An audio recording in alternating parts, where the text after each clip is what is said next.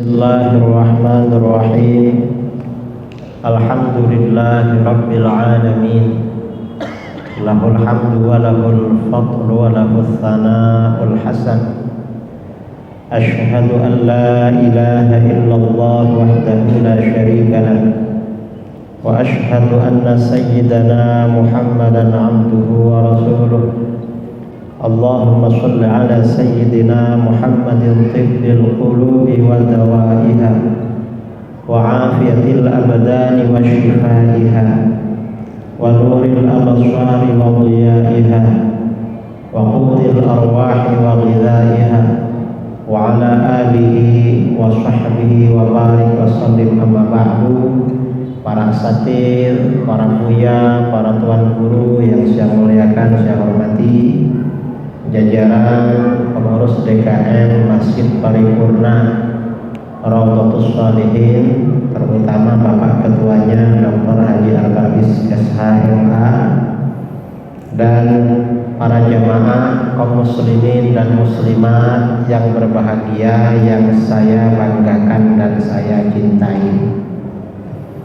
Alhamdulillah, bersyukur pada Allah Subhanahu wa Ta'ala, malam ini kita berkumpul di tempat ini ketika ada sebagian saudara-saudara kita mungkin berkumpul di alun-alun atau di lapangan. Entah apa yang dilakukan, kita oleh Allah diistimewakan, digiring datang ke tempat ini. Mudah-mudahan kita masuk dalam hadis sabda Rasulullah SAW, "Dzakirullah fil ghafilin bimanzilatis sabiri fil fari." Orang yang berzikir pada Allah ketika orang-orang lain lalai. Ada di masjid ini namanya berzikir. Kalau yang di alun-alun itu lalai namanya. Mungkin juga gak sholat. Orang yang berzikir pada Allah ketika orang-orang lain itu lalai, itu posisinya sama dengan orang yang bertahan dalam peperangan ketika kawan-kawannya lari. Ada perang lari, ini bertahan. Karenanya memang ketika ada momen-momen di mana orang-orang itu melakukan kelalaian kepada Allah, ngumpul-ngumpul yang tidak ada gunanya, maka orang lain, orang beriman dianjurkan untuk beribadah, berzikir kepada Allah. Ini namanya menghindar dari fitnah. Ini sangat bagus. Makanya di dalam hadis riwayat Imam Muslim dari Abu Hurairah radhiyallahu an, sabda Rasulullah sallallahu alaihi wasallam, "Al-ibadatu fil haraj kahijratin ilayya." Beribadah pada masa-masa fitnah, ketika orang-orang melakukan tontonan-tontonan yang tidak berguna, tapi orang ini beribadah, ini pahalanya besar sekali. Seperti apa? Seperti orang berhijrah kepadaku. Ya, mudah-mudahan kita yang ada di sini dicatat oleh Allah termasuk orang yang berhijrah kepada Rasulullah SAW, dan termasuk orang-orang yang bertahan ketika orang lain melarikan diri dari ajaran agama. Amin Allahumma. Memang saudara-saudara, fitnah di akhir zaman ini luar biasa, terutama fitnah menghadapi pergantian tahun. Beberapa hari yang lalu ya, karena sebagian dari bangsa kita mengadakan hari raya sesuai dengan agamanya, fitnah lagi bagi kita. Fitnahnya apa? Ada biasanya isu-isu bagaimana hukumnya mengucapkan selamat hari Natal. Kalau ulama-ulama dulu semuanya bilang haram. Kalau fatwa-fatwa modern ada yang membolehkan. Dan ternyata ini bagaimana, fitnah ini gak cukup. Orang mengucapkan selamat Natal gak cukup. Dalam hadis riwayat Imam Bukhari, sabda Rasulullah SAW, la tattabi'unna sanana man qablakum shibran bi shibrin wa dhira'an bi dhira'in. Sungguh kalian benar-benar akan mengikuti jejak orang-orang sebelum kamu. Memang kata Rasulullah, kamu nanti ikut kan? Kamu akan ikut jejak atau jalan hidup perilaku orang-orang sebelum kamu. Shibran bi shibrin, sejengkal demi sejengkal, sedikit demi sedikit. Wa dhira'an bi dhira'in, sehasta demi sehasta. Hatta law salaku juhra dhabbin, hingga seandainya mereka melalui lubang biawak. Lubang biawak itu lubang sempit, gak ada jalan tembus dan bau. Seandainya orang itu melalui lubang biawak, jalan sempit yang gak enak, lah salak tumuh, kamu ikut juga nanti. Para sahabat bertanya, al-yahud wan nasara ya Rasulullah, apakah maksudnya orang Yahudi Nasrani Rasulullah?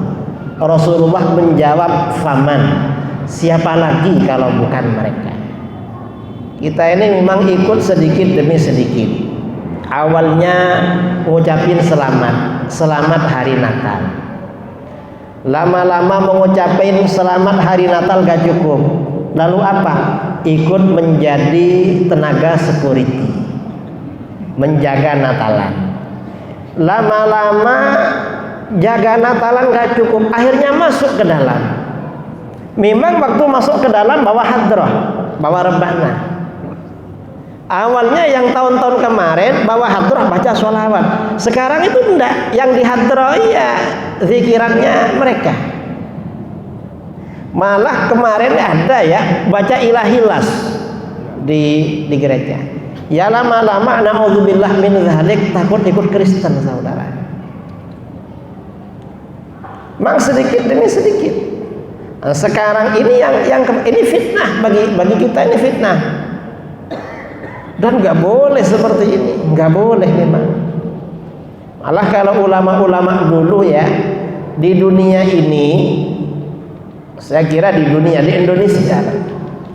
Indonesia provinsi yang gerbang pintu masuknya itu unik, simbol Ahlus Sunnah wal Jamaah itu ada dua. Di mana pertama Riau, yang kedua Palu. Kok Palu? Orang dari luar provinsi kalau kesini biasanya akan lewat bandara. Di sini nama bandaranya apa? Sultan Syarif Qasim. Syarif itu artinya kan sayyid, keturunan Kanjeng Nabi. Nah kalau keturunan Rasulullah ini biasanya kan Ahlus Sunnah Islami dan aswajah. Yang kedua Palu. Kalau Palu itu bandaranya Bandara Sis Al-Jufri, Sayyid Idrus Al-Jufri. Sama-sama sayyidnya dengan itu. Ini memang Syarif Qasim. Tapi ketika masuk ke Pekanbaru, tadi coba masuk ke sebagian mall, itu ternyata lambang-lambang Natal itu ada. Entah yang punya mall itu orang Islam apa orang Nasoro. Kalau yang punya orang Nasoro ya gak apa-apa. Tapi kalau yang punya orang Islam kan gak boleh kan. Kita ini memang sama simbolnya saja itu gak boleh suka saudara. Simbol agama lain, karena ini urusan agama. Rasulullah SAW kata Aisyah radhiyallahu anha, lam yakun Rasulullah SAW yatruku fi baitihi syai'an fihi tasalib illa naqadha. Rasulullah SAW tak pernah membiarkan sesuatu di rumahnya yang ada gambar salibnya kecuali dirusak oleh beliau. Ada apa-apa, ada gambar salibnya aja, itu dirusak oleh beliau. Misalnya apa namanya ya, bantal atau kain atau baju, kok ada lambang salib, itu dirusak. Artinya apa? Dalam urusan agama ini harus kuat. Tapi kita gak ganggu sama mereka. Tapi prinsip harus jelas, kita gak ganggu gak boleh. Karena kita dengan agama di luar agama kita, di negeri kita sudah terikat perjanjian untuk hidup bersama dalam bingkai NKRI. Tapi walaupun gak boleh ya, walaupun kita gak boleh ganggu, ya kita gak boleh juga ikut-ikutan agama, karena kita beragama juga. Dan ini yang sekarang ini kurang disadari oleh saudara-saudara kita. Ini benar-benar fitnah akhir zaman. Kita ini harus kokoh agamanya di dalam masalah ini. Nah, kemudian saudara kembali kepada tema yang tadi disinggung oleh Bapak Ketua. Kita ini di sini berbicara tentang generasi Ahlus Sunnah wal Jamaah. Nah, Provinsi Riau ini pintu masuknya memang simbol Ahlus Sunnah. Karena Syarif Qasim sama dengan syarif-syarif yang lain, para habaib, para sayyid yang menyebarkan Islam ke Indonesia dulu memang Ahlus Sunnah wal Jamaah. Ahlus Sunnah wal Jamaah ini kalau di Indonesia di dalam fikih mengikuti mazhab Imam Syafi'i, akidahnya Imam Abul Hasan Al-Asy'ari, tasawufnya Imam Junaid Al-Baghdadi. Kalau tarekatnya, kalau orang Riau, orang Sumbar, Sumut dan Aceh biasanya tarekatnya Khalidiyah Naqsyabandiyah atau Naqsyabandiyah Khalidiyah. Karena di Riau ini ada daerah namanya Rokan, ada mursyid terkenal Syekh Abdul Wahab Rokan, cuma pindah ke Sumatera Utara, mungkin biar lebih meluas jangkauan dakwahnya sampai ke Aceh. Nah, ini memang simbolnya Ahlus Sunnah wal Jamaah. Sekarang ini Ahlus Sunnah wal Jamaah ini juga dapat gangguan. Gangguan apa? Juga fitnah akhir zaman. Fitnah akhir zaman ini ya agama lain. Kemudian agama lain ini didukung oleh liberalisme pluralisme. Nah, liberalisme pluralisme ini didukung juga secara diam-diam oleh kelompok-kelompok di luar Ahlus Sunnah wal Jamaah. Siapa kelompok-kelompok di luar Ahlus Sunnah? Kalau di Indonesia ada dua kelompok yang sekarang ini bergerak dengan semangat dan pesat. Siapa? Satunya Salafi Wahabi, satunya Syiah.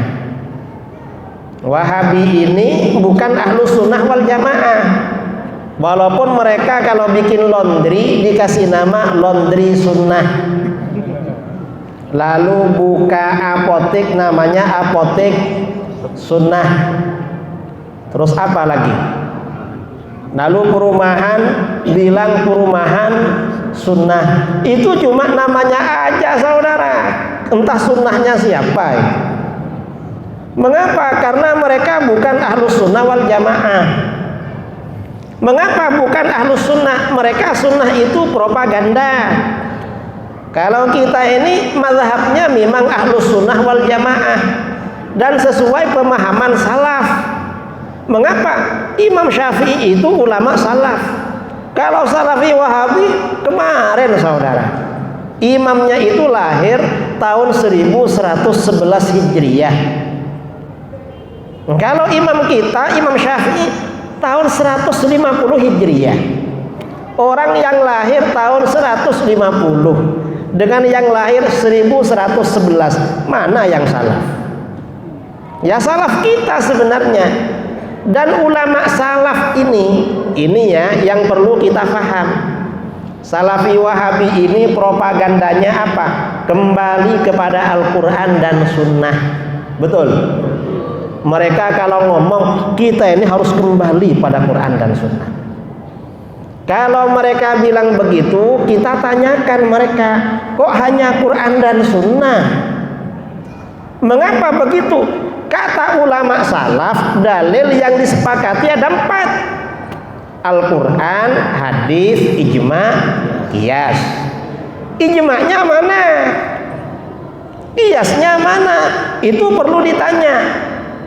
Kita ini azan isya gak apa-apa lah, azannya isyanya nanti agak akhir ya, karena kita mungkin sampai jam 9 atau 9.15, gak apa-apa lah.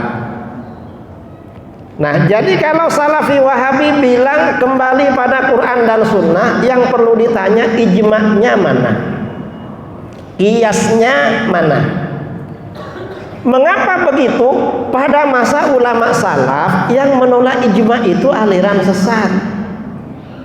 Biasanya orang Khawarij, orang Mu'tazilah, orang Syiah itu menolak ijma. Nah, Wahabi ini kok menolak ijma? Kira-kira aliran sesat menolak ijma, lalu Salafi Wahabi gak mau ijma, kira-kira sesat apa enggak Salafi Wahabi? Kira-kira aja lah, kira-kira. Dan imam mereka memang menolak ijma. Imamnya Salafi Wahabi, Syekh Ibnu Taimiyah, kata Al-Imam Waliyuddin Al-Iraqi, melanggar ijma dalam 60 masalah. Ini gurunya. Kalau gurunya melanggar 60 kali, kira-kira muridnya bagaimana? Karena kata pepatah bangsa Melayu, kalau guru kencing berdiri, maka muridnya kencing berlari. Karena imamnya melanggar ijma 60 kali, Wahabi ini dulu melanggarnya berapa kali? 150. Berapa kali lipat, saudara? Bukan 2 kali, tapi lebih 2 kali. Itu dulu. Sekarang mungkin lebih lagi, saudara. Kok lebih lagi? Banyak yang beda dengan kita. Mereka ini beda, bukan cuma kalau kita baca maulid kayak tadi, mereka gak mau maulid. Bukan cuma itu bedanya. Ya kadang cara sholatnya beda juga. Ini nanti ya belakangan kita bahas. Ini ijma. Kemudian pertanyaan yang kedua, ijma'nya mana? Yang kedua, kiasnya mana? Mengapa gak mau kias? Dan gak mau kias ini bahaya. Mengapa bahaya? Pertama, kias ini perintah Al-Quran. Di dalam Al-Quran Allah berfirman, fa'tabiru ya ulil absar. Ambillah pelajaran wahai orang-orang yang punya wawasan. Qiyas itu artinya apa? Perkara-perkara yang tidak diterangkan hukumnya dalam Al-Quran dan hadis, maka disamakan dengan apa-apa yang diterangkan dalam Al-Quran dan hadis. Itu namanya qiyas. Di qiyas namanya. Nah, Al-Quran memerintahkan qiyas. Fa'tabiru ya ulil absar. Ambillah pelajaran wahai orang-orang yang punya wawasan. Apa maksud ambil pelajaran? Perkara-perkara yang tak diterangkan dalam Al-Quran dan hadis disamakan dengan apa-apa yang diterangkan dalam Al-Quran dan hadis. Ini qiyas namanya. Ini yang pertama. Yang kedua, kalau mereka menolak qiyas, katakan pada masa salaf yang menolak qiyas itu aliran sesat, yaitu sebagian kelompok dari Mu'tazilah yang disebut dengan kelompok Nazamiyah. Itu aliran sesat yang anti qiyas. Kalau gak ada qiyas bahaya, saudara. Karena Al-Quran ini, keterangan di dalam Al-Quran itu terbatas ayat-ayatnya. Karenanya yang lain membutuhkan qiyas. Ini contoh ya, kalau gak ada qiyas. Di dalam Al-Quran, perkara yang memabukkan, yang diharamkan itu apa? Khamr, berupa minuman. Innamal khamru wal maisiru wal ansab wal azlam rijsun min amalis syaitan fajtanibu. Itu khamr. Sekarang itu perkara yang memabukkan tidak hanya berupa minuman, ada yang berupa serbuk, kan bukan minuman. Ada yang berupa pil, berupa macam-macam. Saya gak tahu, cuma katanya itu. Kalau gak ada qiyas, kira-kira gimana hukumnya selain khamr itu? Bahkan ada yang berupa tanaman, kan ganja. Atau contoh lagi ya, merusak hartanya anak yatim yang dilarang di dalam Al-Quran itu kalau dimakan. Innal ladzina ya'kuluna amwalal yatama zulman innama ya'kuluna fi butunihim nara. Orang-orang yang memakan harta anak yatim secara zalim, mereka memakan api neraka di perutnya. Ayat ini menunjukkan memakan hartanya anak yatim itu haram. Ada pertanyaan, kalau ada orang mengasuh yatim, uangnya diambil bukan untuk dimakan, untuk apa? Misalnya beli rokok, kan nggak dimakan. Kira-kira haram apa gak haram? Haram. Haram padahal gak dimakan. Atau misalnya gak beli rokok, beli apa? Beli pulsa, beli paket data. Haram apa gak haram? Haram juga saudara. Ini kias pada hartanya anak yatim. Atau misalnya hartanya anak yatim diambil, dibuat untuk apa? Jalan-jalan rekreasi Nataru, liburan Nataru. Apa Nataru itu? Natal dan Tahun Baru. Kira-kira haram apa gak haram? Haram. Ini kias, sama-sama anak yatim. Kemudian ada masalah lain, bukan hartanya anak yatim tapi hartanya masjid. Ada orang menjadi DKM masjid, pegang uangnya masjid, uangnya dibuat makan pribadi. Artinya ya bukan upah, bukan apa, ya pokoknya dipakai. Kira-kira haram apa gak haram? Padahal di dalam Al-Quran gak ada kan, yang ada kan anak yatim. Di dalam Al-Quran gak ada keterangan orang yang makan uangnya masjid, gak ada. Kata para ulama haram juga itu. Kok haram? Dikiaskan dengan hartanya anak yatim. Ini hukum kias. Kalau gak ada kias ini bahaya. Karena memang sebagian besar produk hukum di dalam agama itu memang sumbernya kias.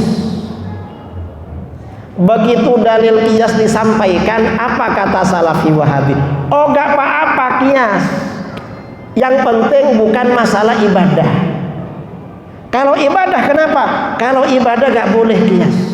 Ini kata mereka. Jawaban kita, kalau kamu bilang gak ada kias dalam ibadah, sampai-sampai Salafi Wahabi bilang la qiyasa fil ibadat, gak ada hukum kias dalam ibadah. Kalau mereka bilang begitu, itu namanya bodoh saudara.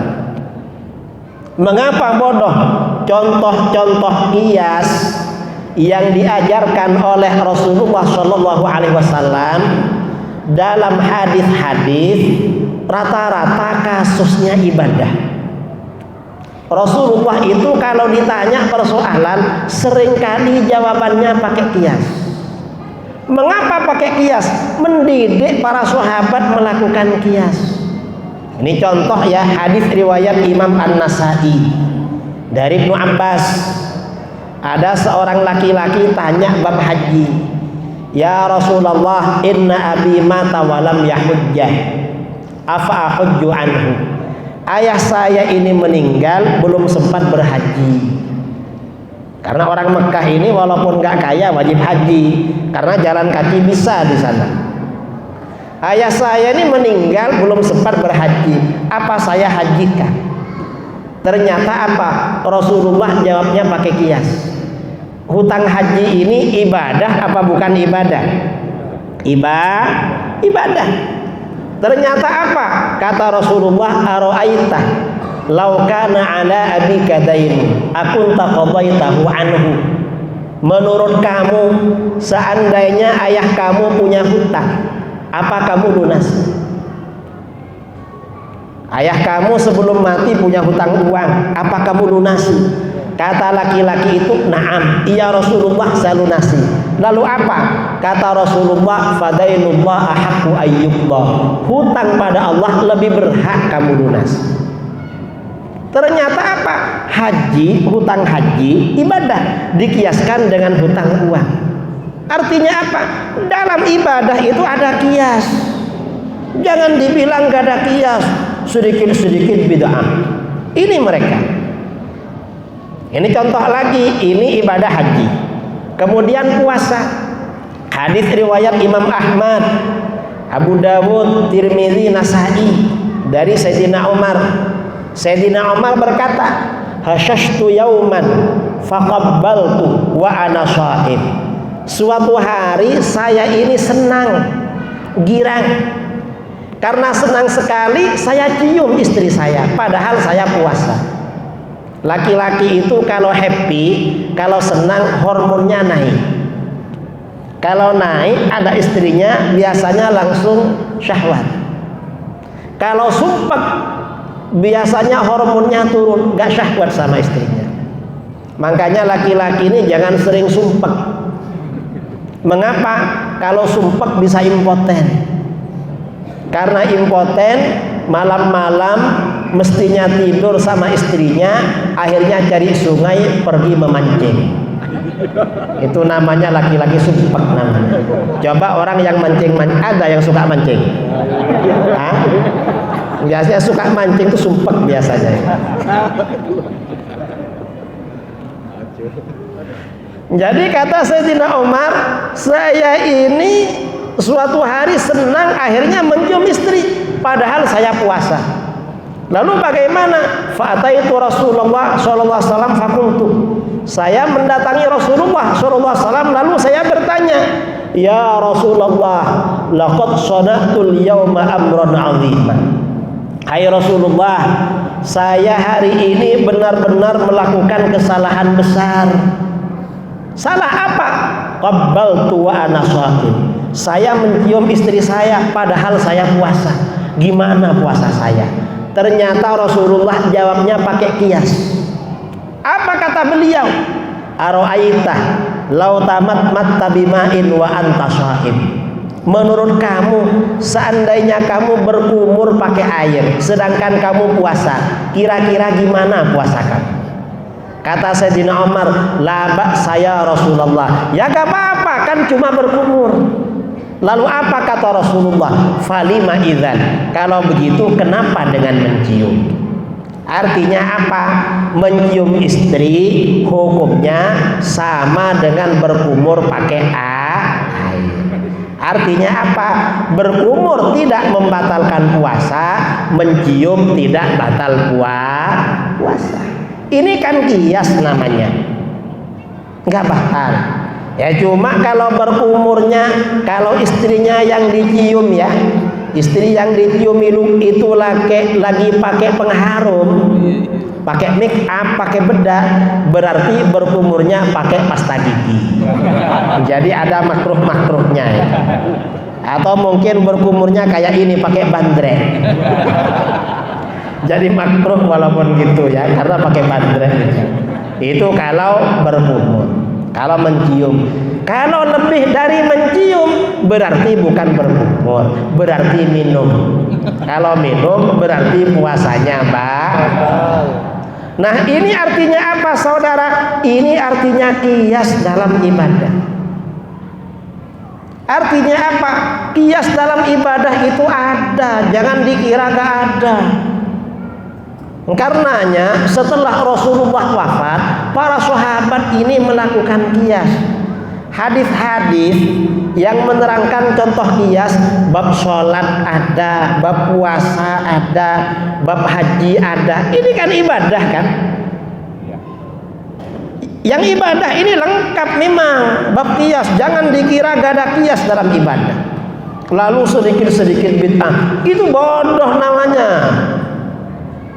Bodoh yang suka-suka bid'ahkan. Apalagi yang dibid'ahkan ini amalan-amalan yang sudah jelas. Saya ini sejak bulan Maulid safari kemana-mana Maulid Nabi, di Bandung, di Jakarta, orang-orang tuh curhat. Yai, ini di masjid sini sejak dipimpin oleh ketua DKM yang Wahabi gak ada zikir keras habis sholat. Kenapa gak ada zikir keras? Katanya bid'ah. Terus apalagi? Gak ada doa bersama, katanya bid'ah. Apalagi kalau diajak salaman tangan kita dipukul sama mereka. ngajak salaman dipukul. Dibilang bid'ah. Ini gak ada yang bid'ah, saudara.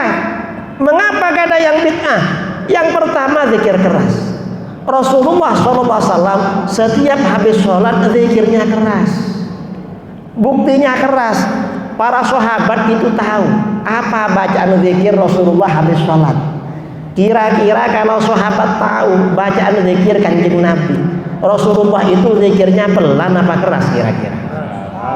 Pakai akal kalau baca hadis itu. Para sahabat itu tahu keras berarti Rasulullah, dan ada penjelasannya dalam hadis riwayat Imam Muslim, riwayat Imam At-Tabrani, riwayat Al-Baihaqi dari Abdullah bin Zubair, kana Rasulullah sallallahu alaihi wasallam idza sallama min salatihi yaqul bi sautihil a'la la ilaha illallah wahdahu la syarikalah.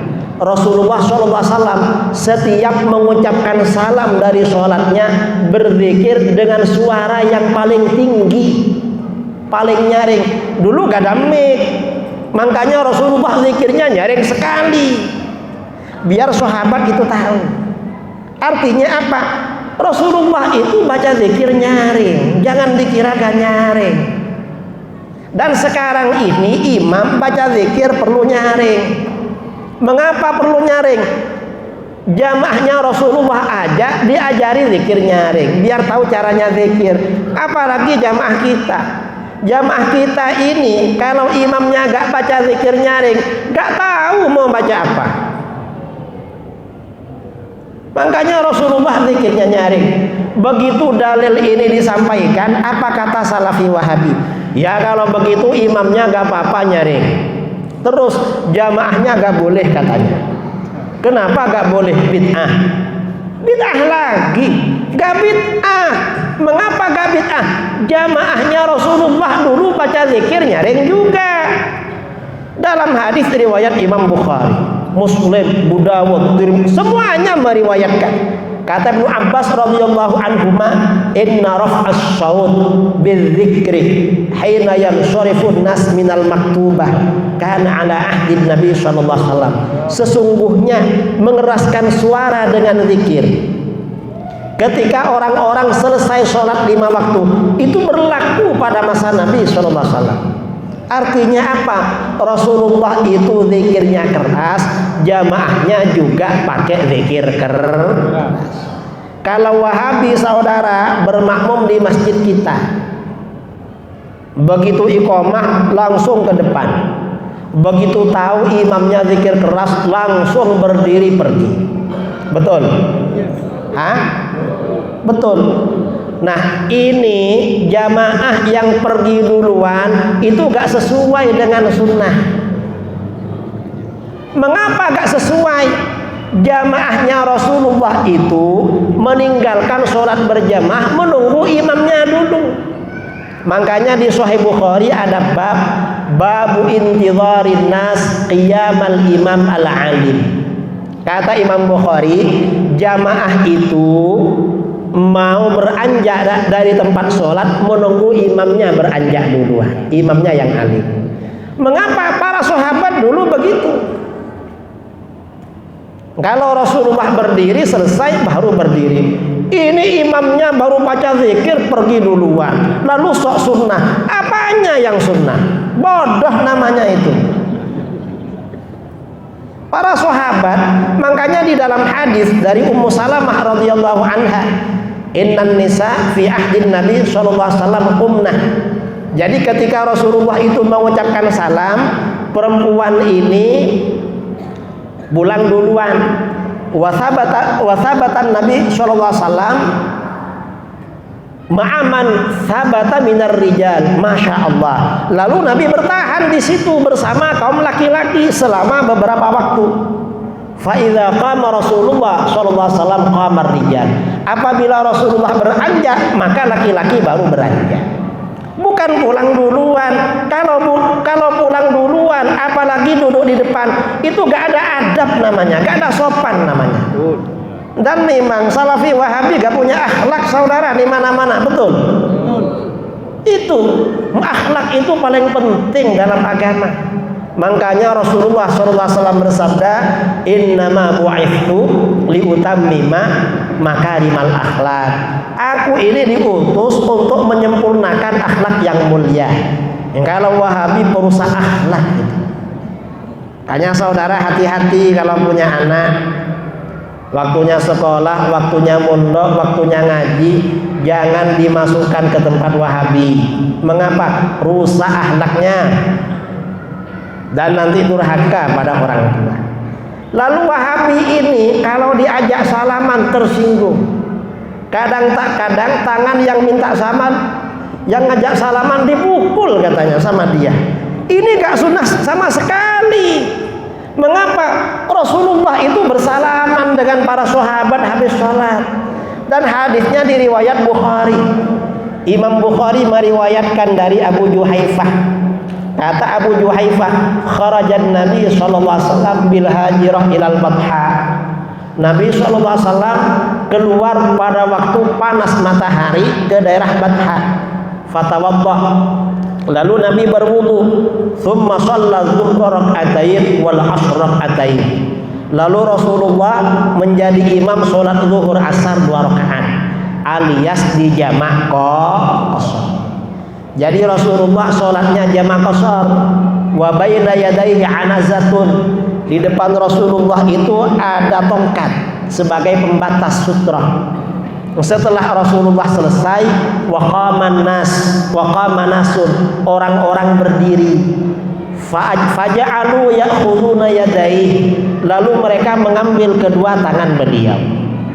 Kalau orang mengambil tangan Nabi itu namanya apa?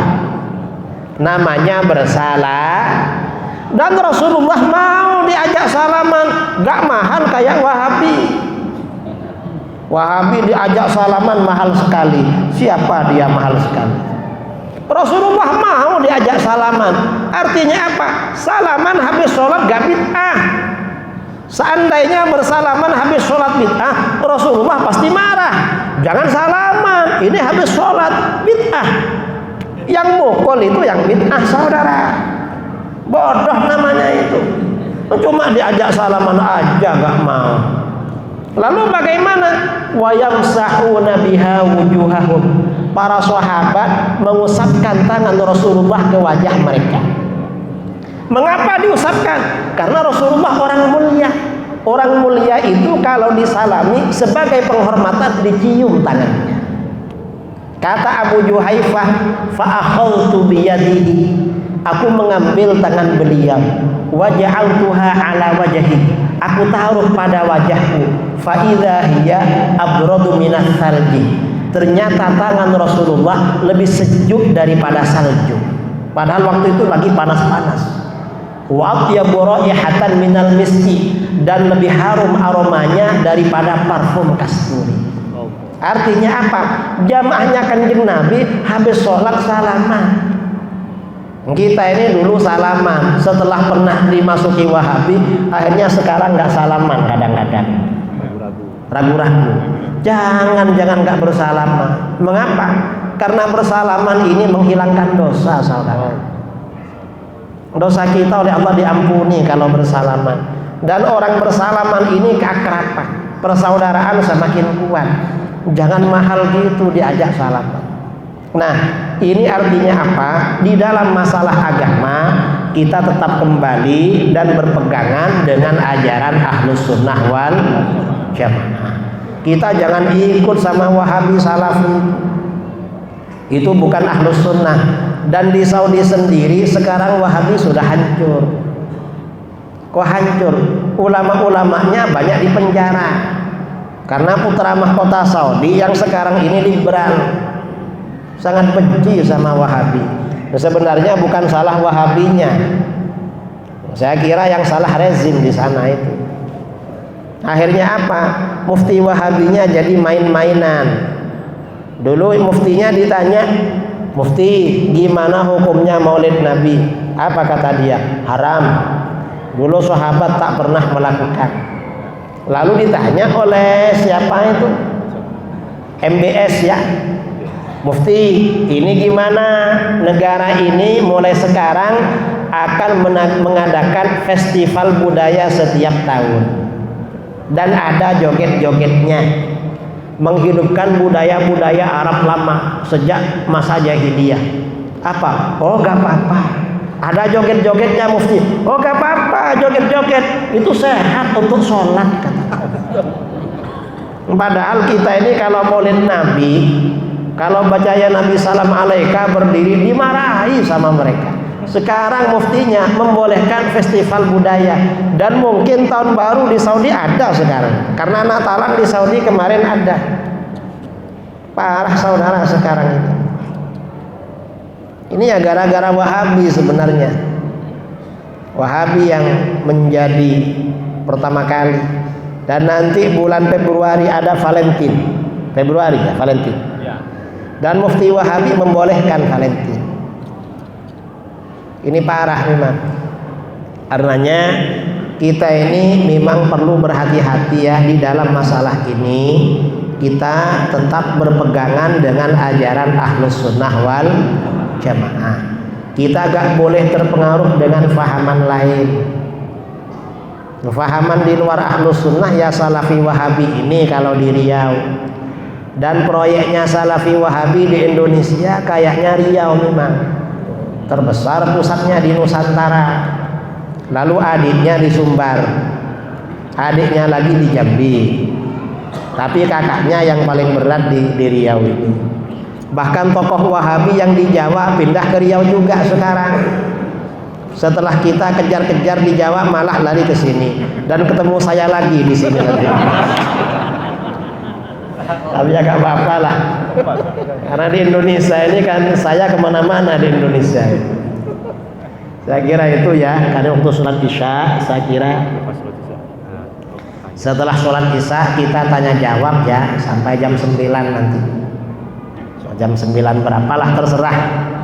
Kalau masih ingin bertanya ya gak apa-apa. Mudah-mudahan bermanfaat ya. Kita oleh Allah diteguhkan di dalam ajaran Ahlus Sunnah wal Jamaah. Ajaran-ajaran yang dari guru-guru kita dulu, dari Syarif Qasim dan para ulama-ulama pada masa beliau, itu dalilnya kuat-kuat, gak usah ragu-ragu. Kalau ada orang Salafi Wahabi bilang bid'ah, anu aja kupingnya diginikan, apa kamu ini?